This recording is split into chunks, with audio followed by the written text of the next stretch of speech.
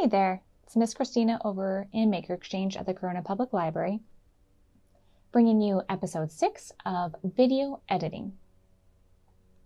And today we're going to be doing a Halloween video card. So I'll go over where I found the music and the videos and how I put everything together. So for the music, I was looking up copyright-free music, and I actually found a lot of options for Halloween or horror music located on YouTube. So I used 2 different creators. This is one of them.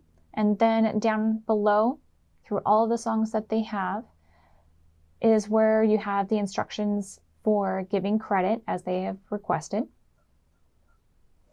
And then the second song I used, this is the more upbeat song that is used in the very beginning. And if you click on Show More, down below is where the instructions are on how to give credit. For videos, I did a quick Google search, and I actually found the majority that I wanted to use on Pixels. So I went on to pixels.com, which is 100% free and 100% copyright free and royalty free, where you just have to offer credit to the creator. So I did a few searches of dark, creepy, evil, and then looking for some lighthearted footage. I did Halloween, costume, trick-or-treating, and what I ended up with is the stop motion for trick-or-treating, the video footage of the man walking through the forest. The original footage of this ghost is a ghost walking into or next to the windows. Video footage of just a forest. And then video footage of a young girl with a candle. So at the beginning, I used the more upbeat Halloween music along with the stop motion, which I did not edit in any way, the stop motion. I left it as it is. The only thing I did was actually cut.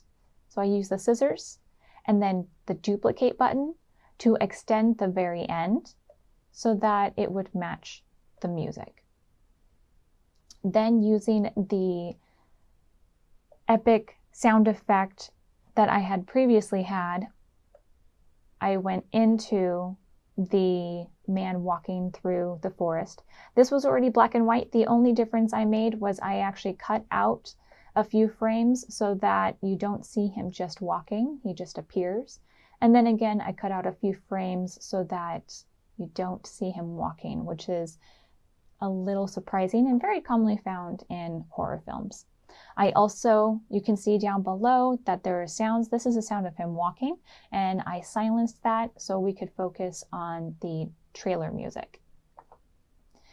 Then we transitioned. I just used a black transition into the window. So for this one, I actually first went into color,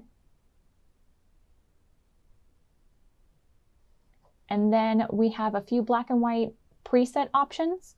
So to stay with the black and white theme that we had at the beginning, I chose the darkest. I chose the darkest of the black and white presets. After that, I actually cut him out the walking scene, so we just see him appear.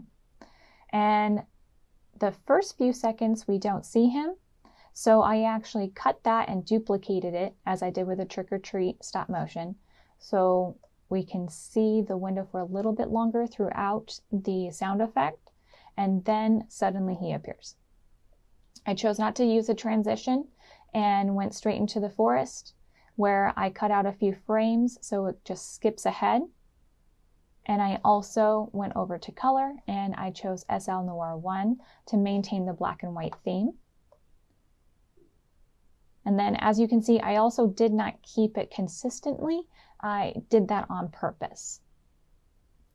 And then we ended with the young lady with the candle.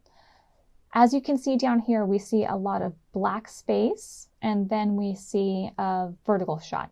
This was shot in 9:16. So this is the original shot. So since we're doing this for a YouTube video, Adobe automatically zooms in And I made sure that it was highlighted so that I could click on it and then drag it down just a little bit so that we could see more of her face and the fact that her face is covered.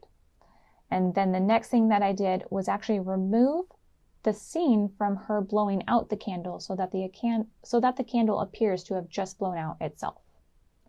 And then as the song that I used from the creepy music was much longer than the video that I had created, I used the transition cross dissolve so that we could taper out the music. And then I used the same cross dissolve, or no, I used the black dissolve at the very end so that she could just fade out of shot. So this is one idea that you can create pretty quickly in about 15 minutes and send it to your friends or family. You can make it cheerful and fun, or you can make it creepy and even more spooky and try and scare your friends and family. So if you try it, let us know in the comments. If you have any questions or if you're having any issues with Adobe Rush, let us know, and we'll see you next time.